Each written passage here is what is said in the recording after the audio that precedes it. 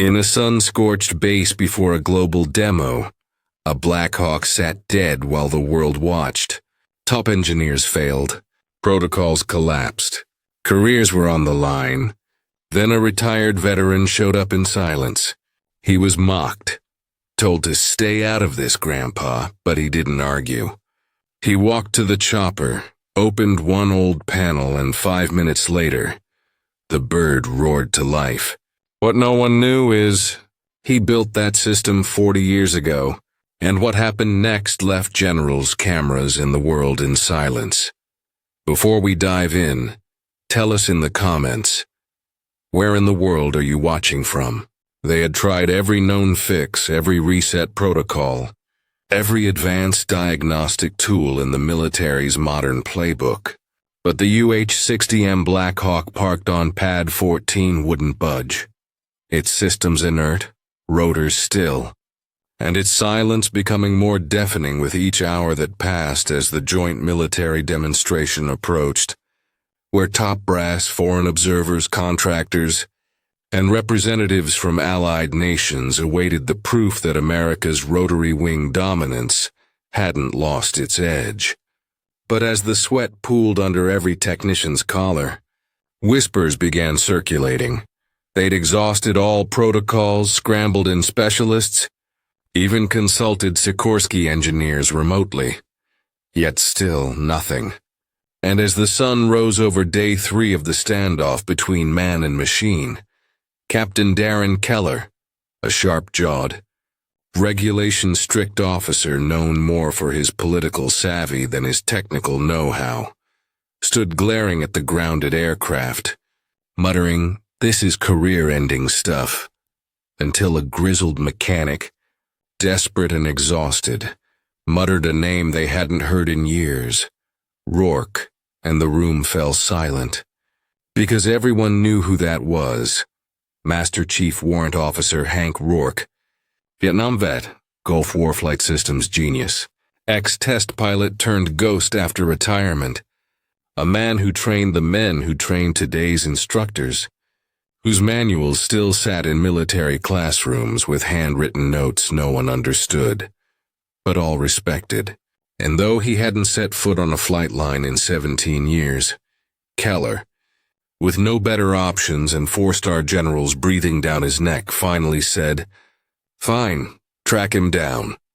And so 2 officers in a government sedan were dispatched to the outskirts of Bexar County, where they found Rourke in denim overalls, wrench in hand, elbows deep in the gearbox of a broken-down crop duster, radio playing an old Patsy Cline tune, his gray beard tangled and wild, eyes sharp under a faded Huey Crew chief cap.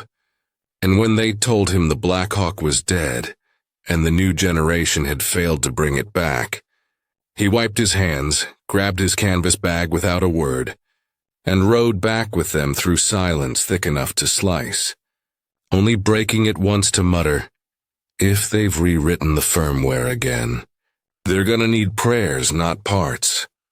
And when they reached the airbase, the young MP at the gate blinked at his expired ID, hesitated, and radioed command until Captain Keller stormed up, looked Rourke up and down like he was a stray mutt, and said, "Stay out of this. Granddad, we don't need ancient history around government assets," to which Rourke didn't respond. Just let his eyes drift to the lifeless bird baking under the morning sun, its rotors motionless, its soul asleep, and something in him stirred. Not ego, not anger, but an ache, like seeing an old friend suffering in silence, and he walked forward until 2 guards moved to stop him.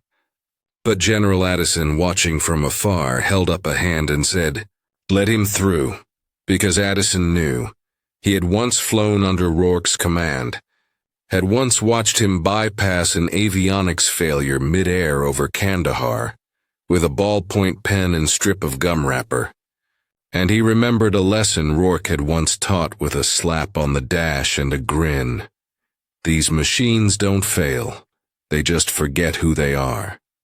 And so Rourke climbed aboard the dead Black Hawk, ignored the digital panels, flipped up an access port no longer taught in manuals, reached into his bag for a soldering iron older than most officers on site, and began talking to the machine in clicks, sparks and touches like coaxing a stubborn horse, while Keller fumed behind the security line saying, "This is a joke," and the contractors snickered, and the NATO observers whispered, "Is this really America's fallback plan?"